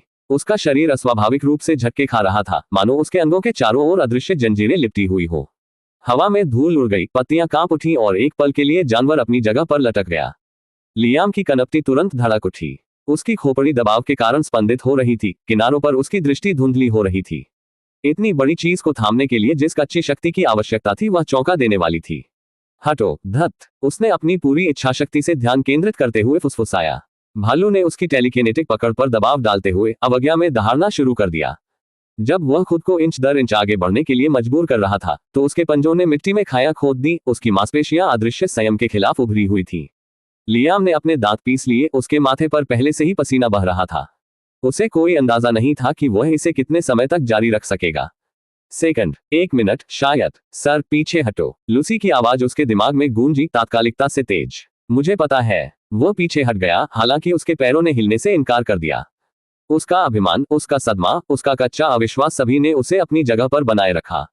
यह उनकी पहली वास्तविक परीक्षा थी, उनकी पहली वास्तविक लड़ाई। वह इससे भागना नहीं चाहता। भालू फिर से दहाड़ा, उसकी पकड़ का एक हिस्सा तोड़ दिया और एक और कदम आगे बढ़ गया। लियाम लड़खड़ाकर वापस आया, उसकी एकाग्रता भंग हो गई। शर्त, उसने अपना दूसरा हाथ आगे बढ़ाया और टेलीकिनेटिक शक्ति के हर औंस को इकट्ठा किया जो वह जुटा सकता था। छोटी छोटी चट्टानें जमीन से अलग हो गईं, ऊपर की ओर फट गईं और जानवर पर गिर पड़ी। उन्होंने उसके सिर, उसकी छाती, उसके पैरों को तोड़ दिया, मांसपेशियों और बालों पर क्रूर बल से प्रहार किया, लेकिन ऐसा लगा जैसे प्राणी का शरीर स्टील से बना हो। लेकिन उन्होंने कुछ किया, क्योंकि भालू लड़खड़ा गया, क्षण भर के लिए धीमा हो गया, लेकिन रुका नहीं। और फिर उसकी आंखें फिर से लियाम पर टिक गईं और अधिक क्रोध से जलने लगी। ये गूंज उठा, एक ऐसी ध्वनि जिसने रात को चीर दिया, और एक बार फिर से गूंज उठी। इस बार लियाम को पता था वह इसे रोक नहीं सकता। उसे लड़ना पड़ा। जैसे ही जानवर ने दूरी कम की, उसका दिल धड़क गया, उसकी छाया उसे पूरा निगल रही थी। ठीक है, फिर लियाम ने खुद को संभालते हुए बुदबुदाया। उसकी रगों में डर के बावजूद उसके चेहरे पर मुस्कुराहट आ रही थी। आइए देखें कि मैं वास्तव में क्या करने में सक्षम हूँ। अध्याय 106, लियाम बनाम iron blood bear. Iron blood. भालू फिर से दहाड़ा, एक गड़गड़ाहट की आवाज जिसने लियाम की छाती में हवा को कंपन कर दिया। लार अपने दांत दिखाते हुए भाप से उड़ती हुई उड़ रही थी। उसकी लाल आंखें उस पर टिकी हुई थी जैसे कोई शिकारी शिकार को देख रहा हो। लियाम ने अपनी मुट्ठियां कस ली और अपना रुख फैलाकर अपना गुरुत्वाकर्षण केंद्र नीचे कर लिया। उसे इस बात का अंदाजा नहीं था कि इस राक्षस की तुलना में वह वास्तव में कितना मजबूत है, लेकिन उसकी अंतरात्मा चिल्ला रही थी कि वह भाग नहीं सकता। उसे यहां खुद को परखने की जरूरत थी, ये जानने के लिए कि उसके नए शरीर और शक्तियों का मूल्य क्या है। और अगर चीजें दक्षिण की ओर चली गईं, तो वह हमेशा डायमेंशनल स्पेस में वापस जा सकता है। भालू ने छलांग लगाए और उसकी हरकतें हिमस्खलन की तरह थीं। हर कदम पर जमीन हिल रही थी। उसका पंजा ढाल की तरह चौड़ा, कुचलने वाली शक्ति के साथ बगल में बह गया। लियाम झुक गया। झूले की हवा उसके बालों को छू रही थी और उसकी मुट्ठी उसकी पसलियों में घुस गई। बूम! ये टक्कर हथौड़े के नीचे पत्थर के चटकने जैसी गूंजती है। जानवर आधा कदम लड़खड़ाया। उसका शरीर ताकत से झटके खा रहा था, लेकिन फिर वह और भी जोर से दहाड़ा। जानलेवा गुस्से से फिर से चिल्लाया। लियाम पीछे उछला। उसकी बढ़ी हुई चपलता ने उसे बाल बाल बचा लिया। उसकी छाती ऊपर नीचे हो रही थी, उसमें उत्तेजना बढ़ रही थी। बुरा नहीं, मेरे हिट काम करते हैं, लेकिन पर्याप्त नहीं। वह फिर से आगे बढ़ा। मुट्ठियां तेजी से उड़ने लगी। उसकी उंगलियां उसके धड़ से टकराईं, उसकी लातें उसकी जांघों पर लगी। प्रत्येक झटका इतनी जोर से लगा कि कंक्रीट की दीवारें टूट गईं। फिर भी जानवर ने सहन किया। उसके काले फर के नीचे की मांसपेशियां हिल रही थीं, जो कि लोहे जैसा छिपा हुआ था। भालू दोनों पंजों के बल नीचे झूल गया। लियाम के एक ओर लुढ़कते ही जमीन पर गंदगी और पत्थर फूटने लगे। एक पंजे ने उसकी बांह को छुआ, जिससे कपड़ा कट गया और एक उथला कट लग गया। खून बह गया, लेकिन घाव लगभग तुरंत ही बंद हो गया। तारा मछली पुनर्जनन विशेषता अपना चमत्कार कर रही थी। घाव बंद होते देख भालू की लाल आंखें थोड़ी देर के लिए चौड़ी हो गईं। फिर वह क्रोधित होकर अपने हमले को दबाते हुए फिर से दहाड़ने लगा। तारांकन, तारांकन, तारांकन। कुछ दूरी पर एक गिरे हुए लट्ठे के पीछे छिपे हुए 3 कृषक जो पहले भाग गए थे, अब चौड़ी अविश्वसनीय आंखों से देख रहे थे। वह नश्वर अभी भी जीवित है। पीले चेहरे वाली युवा महिला फुसफुसाई। बूढ़े पागल ने अपनी तलवार की मूठ इतनी कसकर भींच ली कि उसकी पोरें सफेद हो गईं। जीवित, वह इससे लड़ रहा है, अपने नंगे हाथों से। दूसरी महिला ने अविश्वास से सिर हिलाया। असंभव। आयरन ब्लड भालू के खिलाफ एक नश्वर। यहां तक कि वरिष्ठ भाई जो अभी अभी फाउंडेशन प्रतिष्ठान क्षेत्र में पहुंचे थे, उन्हें इसका सामना करने से भागना पड़ा। उनकी नजरें काले कपड़े पहने उस युवक का पीछा कर रही थी, क्योंकि वह कदम दर कदम जानवर को पीछे जाने के लिए मजबूर कर रहा था। तारांकन तारांकन तारांकन। लियाम एक और पंजे के प्रहार से झुक गया और उसने अपनी कोहनी भालू के जबड़े में दे मारी। दरार गूंज उठी और जानवर कंठस्थ गुर्राहट के साथ बगल में लड़खड़ा गया। लेकिन इससे पहले कि लियाम पीछा कर पाता, उसका बड़ा हिस्सा अस्वाभाविक रूप से तेजी से मुड़ गया, उसका पिछला पैर बाहर निकल गया। लात जुड़ गई। जैसे ही लियाम का शरीर जमीन से ऊपर उठा, वह गुर्राने लगा, उसकी पसलियों में दर्द फूट पड़ा। अपने पैरों पर वापस गिरने से पहले वह एक पेड़ के तने से टकरा गया, छर्रे उसके ऊपर बरस रहे थे। उसकी सांस उखड़ गई थी, लेकिन सौभाग्य से उसका शरीर टूटा हुआ था। भालू गुर्राया, उसके जबड़ों से झाग अभी भी टपक रहा था, और फिर से आवेशित हो गया। ठीक है, चलो दांव लगाते हैं, लियाम ने अपने होठों से खून पोंछते हुए बुदबुदाया। जैसे ही उसने अपना हाथ आगे बढ़ाया, उसकी आंखें सिकुड़ गईं, उसका दिमाग जानवर पर केंद्रित हो गया। अदृश्य शक्ति ने भालू पर हमला कर दिया, जिससे उसका आक्रमण बीच में ही रुक गया। जैसे जैसे ये तनावग्रस्त होता गया, इसके पंजे मिट्टी में धंसते गए, अदृश्य अवरोध के विरुद्ध मांसपेशियां उभरती गईं। लियाम की खोपड़ी तुरंत धड़क गई, उसकी दृष्टि किनारों पर सुरंग बनाने लगी। जानवर का विशाल समूह विकराल था, इसे पकड़कर ऐसा लगा जैसे किसी मालगाड़ी को नंगे हाथों से रोकने की कोशिश की जा रही हो। उसकी कनपटी पर नसें उभरी हुई थी, उसके चेहरे से पसीना टपक रहा था। नीचे, उसने जोर से ध्यान केंद्रित करते हुए गुर्राया। टेलीकिनेटिक दबाव के कारण भालू के अगले पैर मुड़ने से जमीन कांपने लगी। गला घोंटने वाली दहाड़ के साथ जानवर एक तरफ गिर गया और एक ऐसे झटके से धरती पर जा गिरा जिससे पूरे जंगल में सदमे की लहर दौड़ गई। पहली बार आयरनब्लड भालू स्तब्ध दिख रहा था। जैसे ही उसकी लाल आंखें चौड़ी हो गईं, जैसे ही उसने उठने की कोशिश की, उसके अंग फड़कने लगे। लियाम ने इसे मौका नहीं दिया। वह आगे बढ़ा, उसकी हर मांसपेशी स्प्रिंग की तरह मुड़ गई और उसने अपनी मुट्ठी उसकी थूथन में दबा दी। कुरकुराहट दुखदाई थी। जानवर का सिर बगल में उड़ गया, उसकी नाक से खून की धार बहने लगी। लेकिन लियाम बार बार नहीं रुका, उसने जानवर की खोपड़ी, उसकी छाती, उसके अंगों पर हथौड़े की तरह वार करना जारी रखा। प्रत्येक मुक्के में एक पीटने वाले मेढ़े का भार था। भालू दहाड़ने लगा और बुरी तरह झपटा, लेकिन लियाम आगे निकल गया। उसके प्रहारों से हड्डियां चटक गईं, फर और मांस फट गया। एक समय शक्तिशाली शिकारी प्रहारों के तूफान के कारण पीछे की ओर लड़खड़ा गया। उसकी दहाड़ क्रोध से दर्द और फिर भय में बदल गई। तारांकन तारांकन तारांकन। दूर से देख रहे कृषक केवल मुंह बाए रह गए। यह वास्तविक नहीं हो सकता, वृद्ध व्यक्ति ने कर्कश आवाज में फुसफुसाया। वह जीत रहा है, छोटी महिला ने कांपती आवाज में कहा। नहीं, इसे देखो, दूसरे ने इशारा करते हुए बुदबुदाया। भालू की आंखें यह भयभीत है। निश्चित रूप से वह जानवर जो कभी अजेय क्रूरता से भरा था, अब पीछे हट रहा था। उसकी लाल आंखें जो कभी खून की लालसा से जल रही थी, अब उसके सामने नश्वर के भय से भर गई थी। तारांकन तारांकन तारांकन। लियाम ने एक बार फिर प्रहार किया। उसकी मुट्ठी भालू की छाती पर इतनी जोर से लगी कि वह खून खांसते हुए उसकी तरफ गिर पड़ा। उसके वजन से जमीन फट गई और उसकी धीमी दयनीय कराह निकली। जोर से हाँफते हुए लियाम उसके ऊपर खड़ा हो गया, मुट्ठियां भींच ली और इसे खत्म करने के लिए तैयार था। लेकिन फिर वह ठिठक गया। जानवर की विशाल आंखें उससे मिली। वह अब क्रोध से नहीं चमक रहा था, बल्कि चौड़ा और कांप रहा था। वह फुसफुसाया, एक ऐसी आवाज जो दूर तक गड़गड़ाहट की तरह गड़गड़ा रही थी, लेकिन उसमें पहले की कोई दुर्भावना नहीं थी। यह भीख मांग रहा था। लियाम ने अपनी मुट्ठियां धीरे से नीचे करते हुए पलकें झपकाई। जैसे ही उसके दिल की धड़कन उसके कानों में गूंजी, उसकी छाती फूल गई।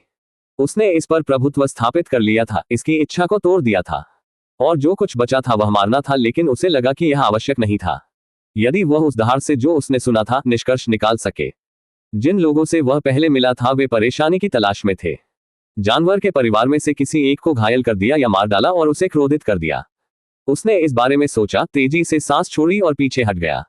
जाओ, यहां से चले जाओ। काफी देर तक भालू ने कोई हरकत नहीं की। फिर धीमी कराह के साथ वह अपने कांपते पैरों पर लड़खड़ाकर खड़ा हो गया। जैसे ही वह पीछे हटा, उसके जबड़ों से खून टपकने लगा। उसकी आंखें कभी भी लियाम से नहीं हटी। फिर वह पलट गया, रात में गायब होने से पहले पेड़ों से अनाड़ी ढंग से टकराता हुआ। इसके बाद सन्नाटा छा गया। लियाम अभी भी खड़ा था, एड्रेनालाइन अभी भी उसके अंदर बह रहा था। उसकी मुट्ठियां तनाव मुक्त होने से कांप रही थी और उसकी कनपटी टेलीकिनेटिक तनाव से जोर से धड़क रही थी। वाह, बहुत बढ़िया, उसने कान से कान तक मुस्कुराते हुए कहा। वह मुड़ा, उसकी चील जैसी तेज आंखें उन छायाओं की ओर घूम रही थी जहां 3 कृषक छिपे हुए थे। उनके चेहरे पीले पड़ गए थे, उनके शरीर ऐसे जमे हुए थे मानो उन्होंने अभी अभी किसी देवता का अवतरण देखा हो। अध्याय 107। वरिष्ठ। लियाम अभी भी अपनी पहली वास्तविक लड़ाई के रोमांच से उबर रहा था, और सिर्फ कोई लड़ाई नहीं बल्कि दूसरी दुनिया के एक जानवर के खिलाफ। एक खेती विश्व जानवर। उसके फेफड़े जल गए, उसकी कनपटी अभी भी टेलीकिनेसिस के तनाव से हल्की हल्की धड़क रही थी और उसके पोस्टील जैसी घनी हड्डियों पर हथौड़े मारने की याद से झंझना रहे थे। जब वह जंगल की भयानक शांति में खड़ा था तो उसकी छाती फूल गई। आयरनब्लड भालू का पीछे हटने वाला रूप पहले ही रात में निगल लिया गया था। उसने कभी इतना जीवंत महसूस नहीं किया था। उसके शरीर में प्रवाहित हो रही एड्रेनालाइन उसकी रगों में आग की तरह महसूस हो रही थी, जो उसे तीव्र और बेचैन बनाए हुए थी। वह पहले कभी वास्तविक लड़ाई में नहीं पड़ा था। सड़क पर होने वाला कोई झगड़ा या झगड़ालू मैच नहीं, कुछ भी नहीं। उनका जीवन कुछ भी सामान्य नहीं था और उबाऊ था। पर अब उसे समझ में आया कि योद्धा युद्ध के मैदान के लिए क्यों जीते हैं। यह पागलपन है। चेहरे पर मुस्कुराहट के साथ लियाम ने खुद से बुदबुदाया। मुझे नहीं पता था कि मैं ऐसी किसी चीज से चूक रहा हूं। बेशक वह जानता था कि पृथ्वी उसे कभी भी इस तरह का अनुभव नहीं दे सकती। जब तक वह अपराध या भाड़े के काम के दूसर हिंसक अंडरवर्ल्ड में नहीं जाता, कुछ ऐसा जिसमें उसकी कोई दिलचस्पी नहीं थी, उसे कभी भी इस हड़बड़ी का एहसास नहीं होता। लड़ाई ने उसे कगार पर धकेल दिया था, भले ही उसने इसे नहीं दिखाया था। पहले से ही एड्रेनालाइन धीरे धीरे कम होने के साथ उसे बात के झटके महसूस होने लगे थे। जहां वह पेड़ से टकराया था उसकी पीठ में दर्द हो रहा था। जहां भालू की लात लगी थी वहां उसकी पसलियां हल्की हल्की धड़क रही थी और टेलिकिनेटिक तनाव के कारण उसकी कनपटियों में अब भी हल्का सा दर्द हो रहा था। लेकिन दर्द असहनीय नहीं था, यह प्रबंधनीय था। यह इस बात का सबूत था कि वह बच गया था। ठीक है, चलने का समय, लियाम ने सांस छोड़ते हुए कहा। उसने अपनी पीठ को सीधा करने से पहले एक बार अपने कंधों को घुमाया और थोड़ा सा हिलाया। उसकी चील जैसी आंखों ने जंगल के अंधेरे को तब तक दूर किया जब तक कि उन्होंने युद्ध के दौरान छुपे हुए 3 कृषकों की धुंधली रूपरेखा को नहीं पकड़ लिया और वह स्थिर कदमों से उनकी ओर चल पड़ा। तीनों सख्त हो गए। बूढ़ा आदमी, तलवार अभी भी हाथ में पकड़ी हुई थी, उसने अपनी पीठ सीधी की और आगे बढ़ गया। 2 महिलाएं, एक छोटी, एक उसकी उम्र के करीब, तुरंत उसके पीछे चली गईं। उनके भावों में विस्मय और भय का मिश्रण था। जब लियाम अंततः उनके सामने खड़ा हुआ और उनकी प्रतिक्रिया तत्काल थी। उन्होंने अपना सिर झुकाया और औपचारिक रूप से झुककर उनका स्वागत किया। वरिष्ठ, बूढ़े आदमी ने तनाव से भर्राई हुई आवाज के साथ जल्दी से कहा, हमें क्षमा करें यदि हमने पहले ऐसा कुछ कहा या किया जो अपमानजनक था। हम आपसे क्षमा चाहते हैं। लियाम ने हल्के आश्चर्य से अपनी आंखें झपकाईं। वरिष्ठ, वह लगभग हंसने लगा, लेकिन उसने खुद को रोक लिया। उसके होंठ मनोरंजन से हिल रहे थे। इन तीनों ने उसे किसी प्रकार के विशेषज्ञ के रूप में देखा। शायद कोई छिपा हुआ गुरु भी नश्वर संसार में भटक रहा है। काश वे जानते कि वह पृथ्वी का एक 18 वर्षीय बच्चा था जिसने कुछ मिनट पहले ही अपनी शक्तियों को अनलॉक किया था। फिर भी उसने उन्हें हल्की सी मुस्कान दी और अपना सिर हिलाया। कोई अपराध नहीं हुआ, आराम करो। किसानों ने राहत की सांस ली। छोटी महिला के कंधे थोड़े झुके हुए थे, मानो वह पूरे समय अपनी सांसें रोके रही हो। लियाम ने अपना लहजा सामान्य रखते हुए पूछा, मुझे दिशा निर्देश चाहिए, मैं इस जंगल से कैसे निकलूं? तीनों ने एक दूसरे पर नजर डाली और स्पष्ट रूप से आश्चर्यचकित हो गए। लेकिन बूढ़ा आदमी तुरंत ठीक हो गया और उसने पूर्व की ओर इशारा किया। वरिष्ठ, यदि आप 2 घंटे तक उस रास्ते पर चले तो आपको जंगल का किनारा मिल जाएगा। उसके आगे खुला मैदान है। अच्छा, लियाम ने सिर हिलाया। धन्यवाद। वह बिना किसी हिचकिचाहट के मुड़ा और उनके बताए दिशा में चलने लगा।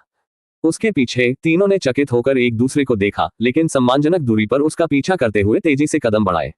जंगल उनके चारों ओर अंतहीन रूप से फैला हुआ था। हर कदम धीरे धीरे धरती पर गूंज रहा था। पत्तियां चटक रही थी और टहनियां टूट रही थी। पेड़ प्राचीन संरक्षकों की तरह ऊपर उठे हुए थे। उनके विशाल तने चांद की अधिकांश रोशनी को सोख रहे थे। यात्रा लंबी और खामोश थी। कृषकों ने इस रहस्यमय वरिष्ठ की उपस्थिति में बोलने की हिम्मत नहीं की, जबकि लियाम स्वयं व्यस्त था।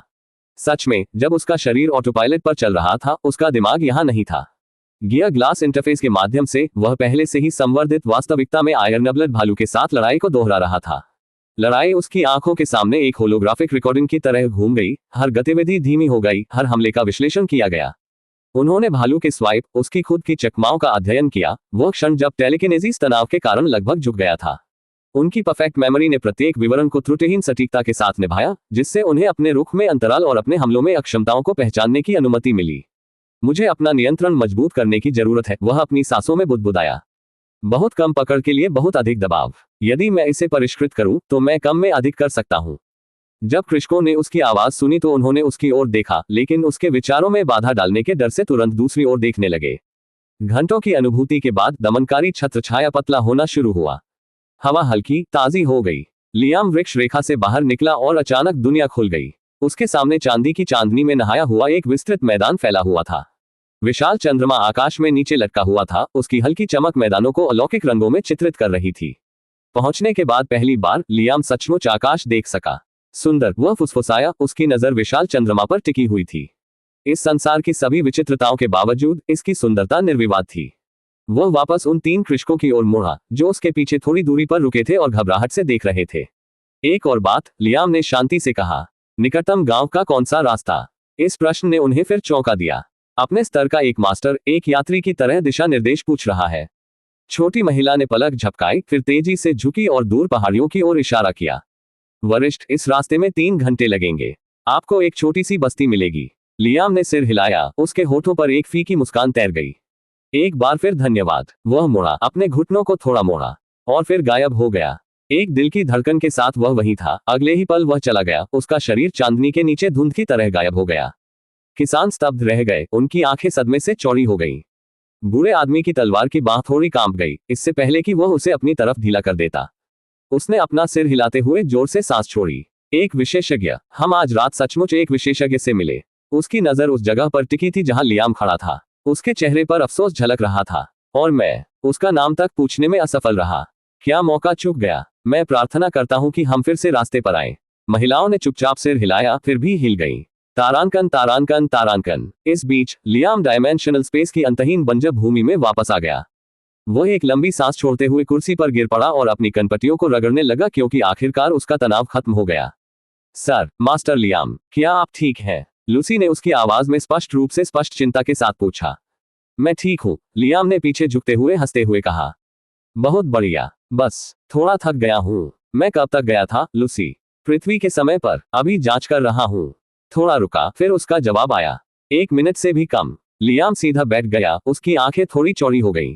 1 मिनट? बिल्कुल नहीं, मैं घंटों तक उस जंगल में था। लूसी ने समझाया, समय का फैलाव वहां अलग तरह से लागू होता प्रतीत होता है। यदि आपको लगा कि घंटे बीत गए, लेकिन पृथ्वी केवल सेकंडों का अनुभव करती है, तो वह दुनिया आपके ग्रह ब्रह्मांड की तुलना में बहुत तेज चलती है। लियाम की भौहें सोच में पड़ गईं। इसका मतलब था कि वह उस खेती की दुनिया में कई हफ्ते, यहां तक कि कई महीने भी बिता सकता था, और पृथ्वी पर मुश्किल से ही कोई समय गुजर पाता था। यह बिल्कुल डायमेंशनल स्पेस की तरह था।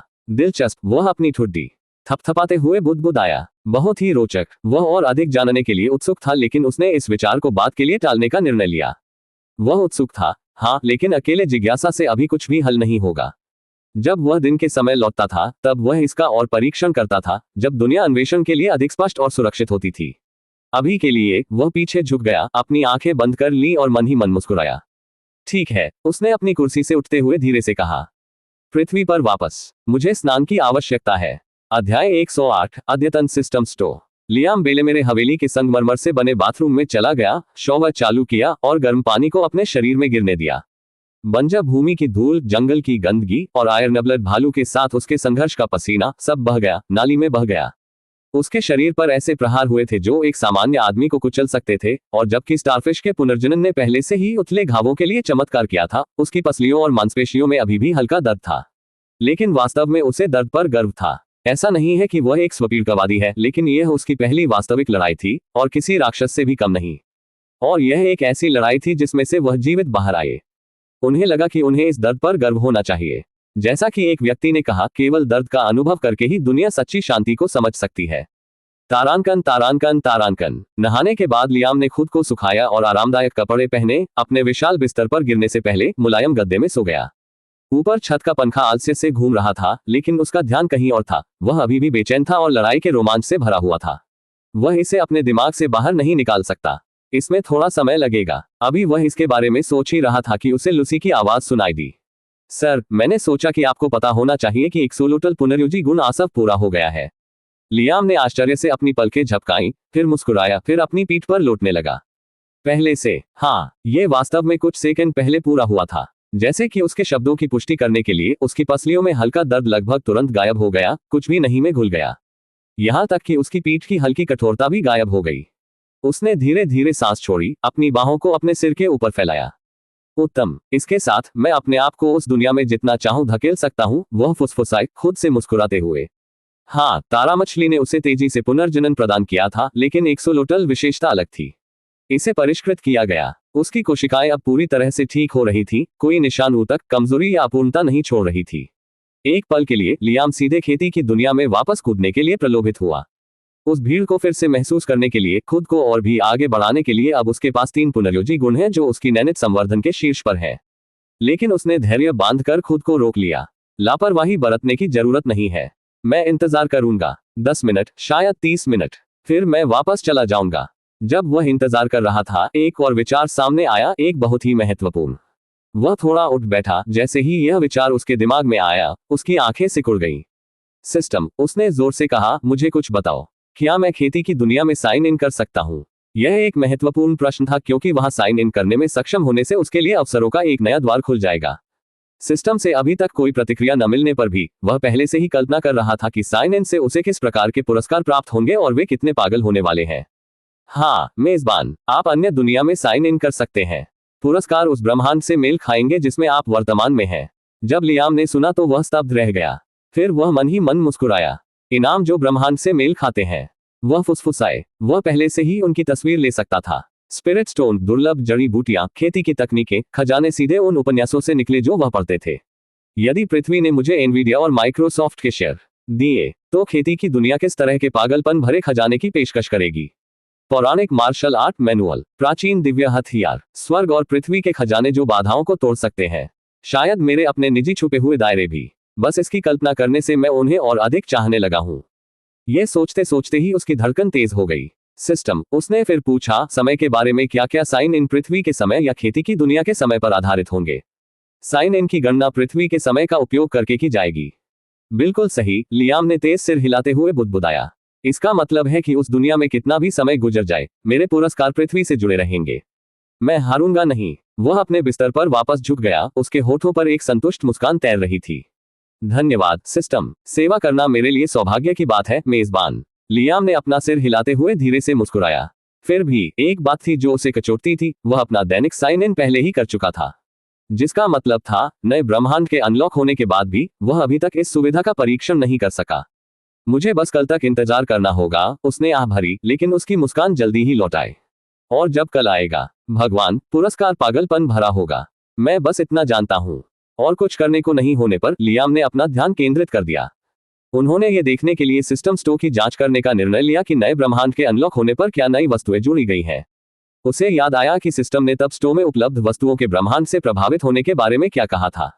उसने सिस्टम स्टोर इंटरफेस खोला। उसकी आंखों के सामने प्रकाश के नीले पैनल दिखाई दिए और उसने कुछ सूचनाएं देखी।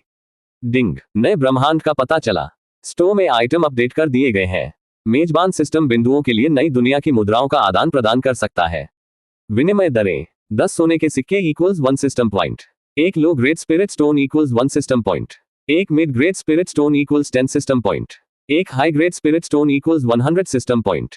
1 top grade spirit stone equals 1000 system point. Liam सीधा बैठ गया, तैरते पाठ को घूर रहा था। विनिमय दर से थोड़ा चकित हो गया। तो 10 सोने के सिक्के 1 सिस्टम पॉइंट के बराबर होते हैं, वह बुदबुदाया।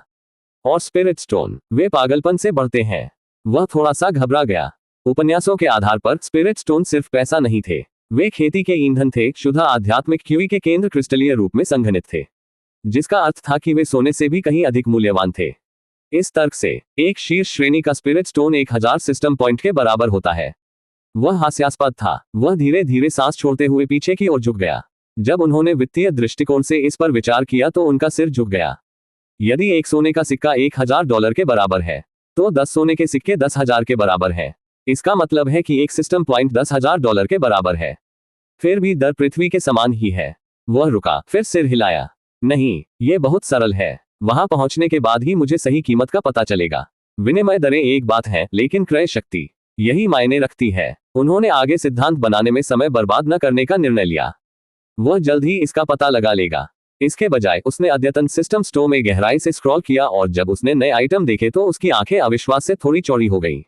क्यूई संक्षेपण गोली, लागत 50 एसपी। विवरण, एक बुनियादी गोली जो कृषक को क्यूई संक्षेपण क्षेत्र में कदम रखने में सहायता करती है, मेरिडियन को शुद्ध करता है, छोटी मोटी रुकावटों को दूर करता है और आध्यात्मिक जड़ों को स्थिर करता है।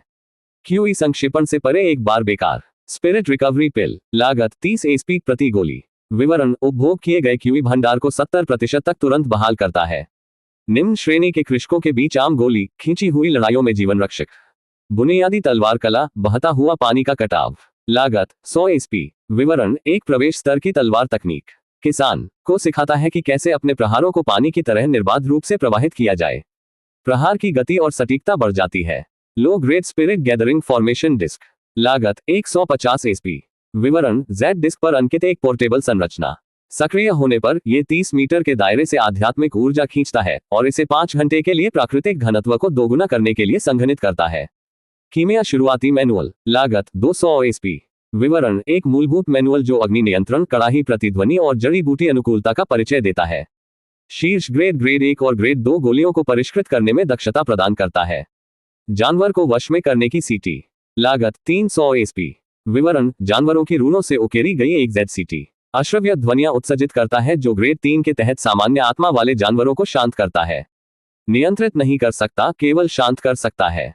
रक्त टैंपरिंग तकनीक, लागत 500 एसपी। विवरण, एक शरीर शोधन साधना तकनीक QE को रक्त वाहिकाओं में प्रसारित करता है, जीवन शक्ति को मजबूत करता है, शारीरिक दृढ़ता बढ़ाता है और उपचार में 40% की तेजी लाता है। अध्याय 109, कृषकों से पुनः मुलाकात। लियाम ने सिस्टम स्टो के चमकते पैनलों को देखा। उसकी आंखें वस्तुओं की पंक्तियों पर टिकी हुई थी जो कि पृथ्वी पर उसके द्वारा खाए गए सबसे जंगली खेती के उपन्यासों से खींची गई लग रही थी। QE condensation pills, spirit recovery pills, jade formation disc, तलवार कला, कीमिया मैनुअल, ये सब पहले से ही जबरदस्त था। लेकिन फिर वह सूची में नीचे गहराई तक स्क्रॉल किया, तभी नाम बदलने शुरू हुए। दाव हड्डी का टुकड़ा, मौलिक अराजकता सार, दाव अनंत काल का फल। वह वर्णनों को देखते हुए ठिठक गया। पाठ की प्रत्येक पंक्ति ऐसा महसूस हुई जैसे ये गुनगुना रही हो, वादे और खतरे के साथ जीवंत हो। ये ट्रिंकेट नहीं थे, वे ऐसी अवधारणाएं थी जिन्हें आकार दिया गया था, उस प्रकार के खजाने जिनके लिए उपन्यासों में संप्रदायों ने महाद्वीपों में युद्ध छेड़े थे। दाव हड्डी का टुकड़ा, लागत 50,000। विवरण, एक आदिम प्राणी का अवशेष टुकड़ा जो महान दाव पर चलता था। इसमें दाव की खुदी हुई नलियां और तकनीकें मौजूद हैं। नश्वर मज्जा को दिव्य मज्जा में परिवर्तित कर सकता है। मौलिक अराजकता सार, लागत 100,000। विवरण, सृजन से पहले अराजकता की सघन बूंद मेरिडियन को खराब कर सकता है या अराजक निकायों का निर्माण कर सकता है। अनंत काल का दाव फल, लागत 500,000। विवरण, विश्व कनेक्टिंग पेड़, जियानमू के केंद्र में हर 10 लाख साल में एक बार पैदा होने वाला दुर्लभ फल। एकल दाव को ज्ञान प्रदान करता है और जीवन काल को अनिश्चित काल तक बढ़ा देता है। तारांकन तारांकन तारांकन। लियाम ने तेज सांस ली। जैसे जैसे वह आगे स्क्रॉल करता गया, उसकी पुतलियां सिकुड़ती गईं। हथियार जो तारा प्रणालियों को नष्ट कर सकते हैं। ब्रह्मांडीय नियमों से बुने गए कवच। अमर तकनीकें स्वयं स्वर्ग और पृथ्वी में अंकित हो गईं। प्रत्येक वर्णन इतना भव्य था कि उसका सिर घूम गया। वह अपना सिर हिलाते हुए धीरे से मुस्कुराया। बिल्कुल, यही व्यवस्था है। ये कभी छोटा नहीं खेलता।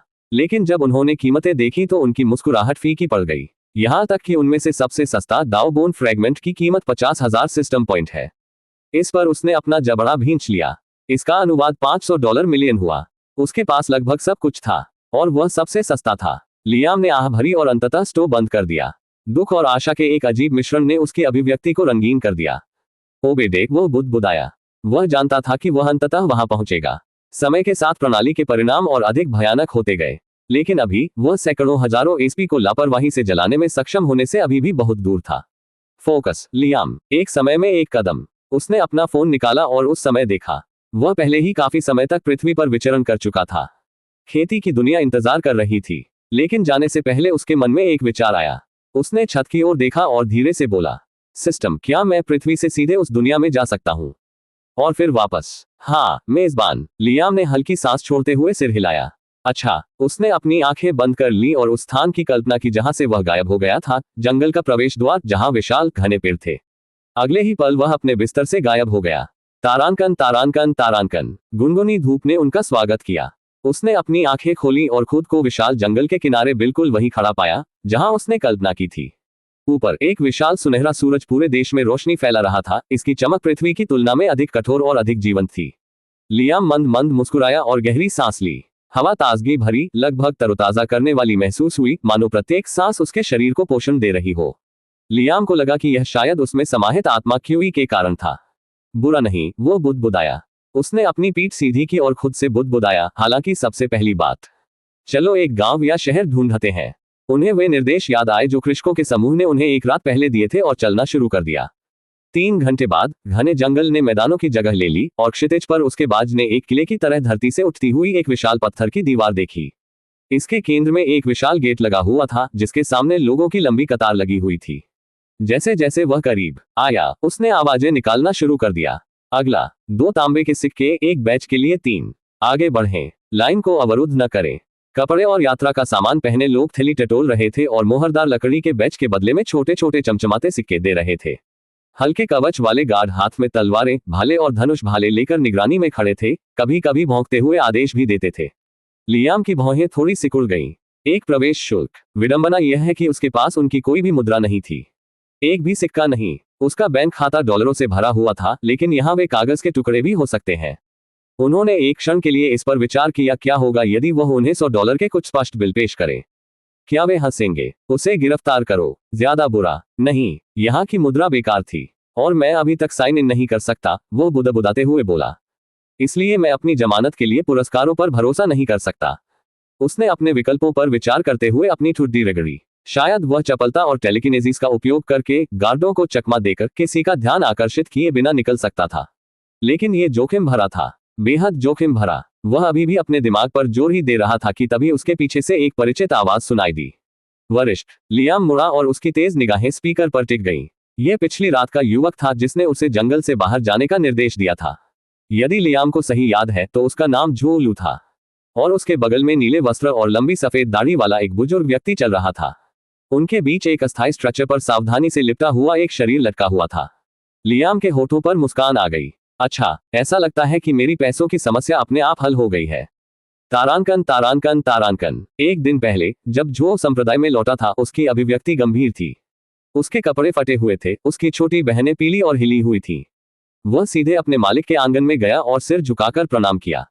मास्टर, जो ने धीमी और कटु आवाज में कहा, हमारा मिशन विफल रहा। वे ग्रेड 1 आयरनब्लड भालू का शिकार करने के लिए थाउजेंड मिस्ट फॉरेस्ट में गए थे। इसका खून फाउंडेशन स्टेबलाइजिंग पिल के लिए एक आवश्यक घटक था जिसे उनके मालिक परिष्कृत कर रहे थे। सब कुछ योजना के अनुसार चल रहा था जब तक आपदा नहीं आई, क्योंकि ग्रेड 1 का जानवर अकेला नहीं था, इसका साथी ग्रेड 2 आयरनब्लड भालू पास ही था। यह अजीब था क्योंकि वे जंगल के प्रवेश द्वार से कुछ ही दूरी पर थे जहां सामान्य क्रूर जानवर और बहुत कम ग्रेड 1 आत्मा वाले जानवर घूमते थे। जो का कनिष्ठ भाई क्यूई रिफाइनिंग के 7वें चरण में तुरंत मारा गया था। मक्खी की तरह एक और उड़ गया।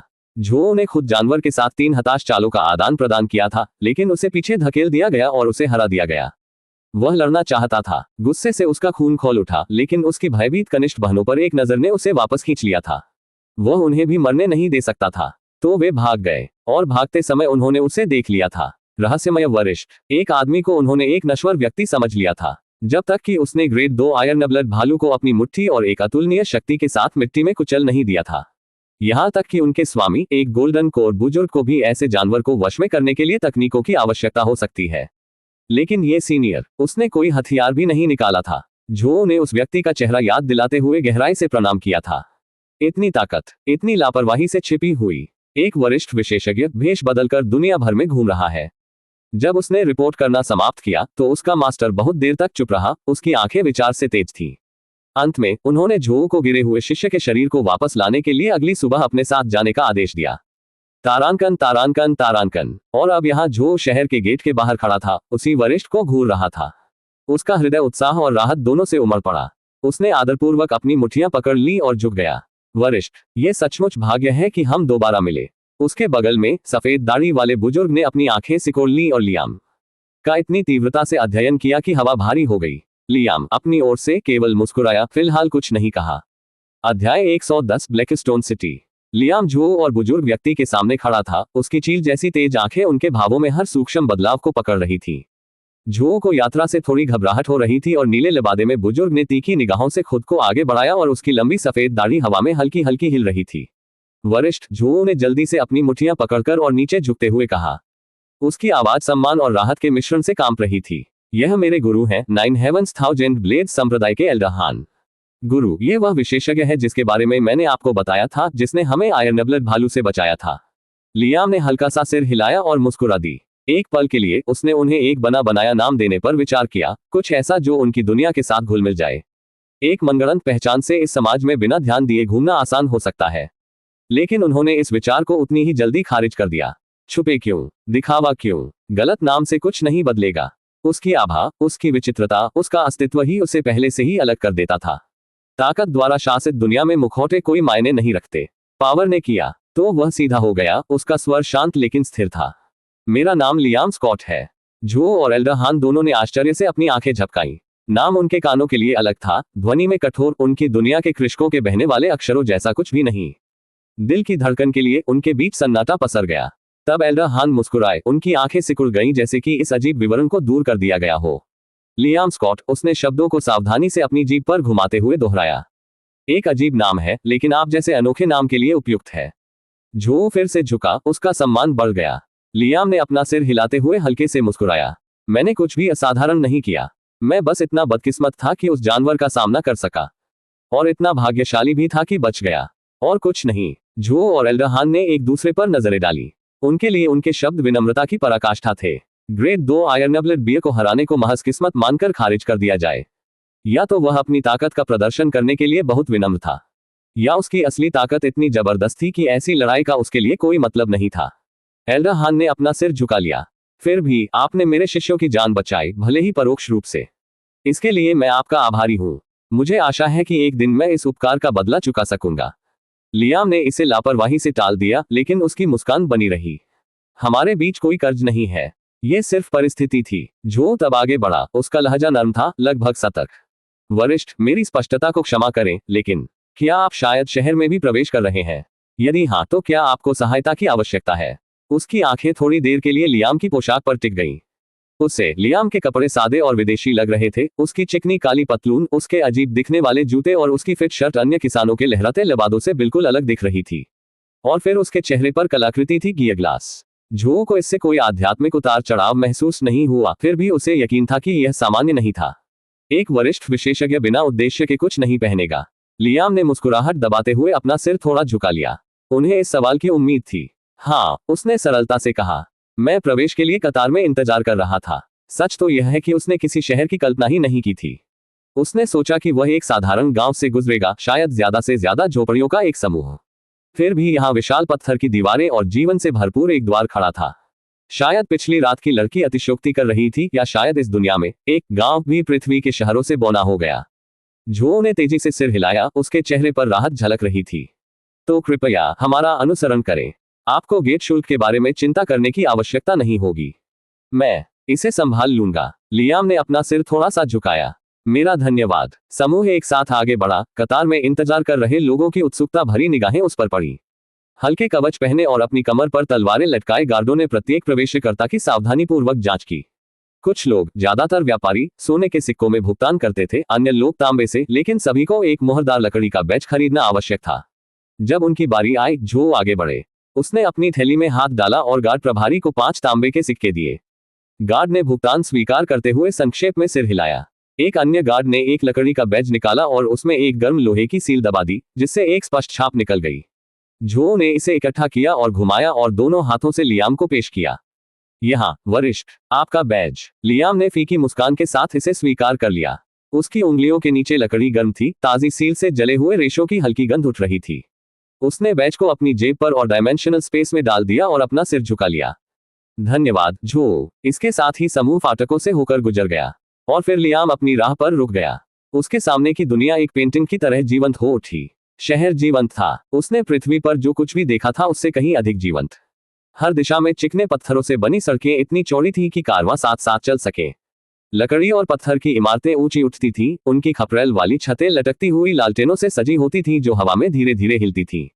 विक्रेता रंग बिरंगे स्टालों से चिल्ला रहे थे, उनके सामान चमकीले प्रदर्शनों में फैल रहे थे। स्पिरिट जड़ी बूटियां, स्टील और जेड के हथियार, रूल से बने तावीज। हवा ध्वनि की सिम्फनी से भर गई। व्यापारी सौदेबाजी कर रहे थे, बच्चे हंस रहे थे, लोहार की भट्टी से कुछ दूरी पर हथौड़े बज रहे थे। सुगंधित धूप के साथ भुने हुए मांस की हल्की सुगंध सड़कों को मादक सुगंध में लपेट देती है। और इन सबसे ऊपर लोग, तेज नजरों वाले कृषक आत्मविश्वास से आगे बढ़ रहे थे। उनके वस्त्र हल्की हवा में लहरा रहे थे। साधारण मनुष्य टोकरियां लेकर, गाड़ियां धकेलते हुए, बोझ उठाने वाले जानवरों का नेतृत्व करते हुए उनके साथ साथ हलचल कर रहे थे। विरोधाभास स्पष्ट लेकिन निर्बाध था। यह एक ऐसा समाज था जहां रहस्यमय और सांसारिक चीजें सह अस्तित्व में थी। लियाम की आंखें थोड़ी चौड़ी हो गईं, उसके होठों पर हल्की सी मुस्कान आ गई। तो यह कोई गांव नहीं है, उसने सोचा।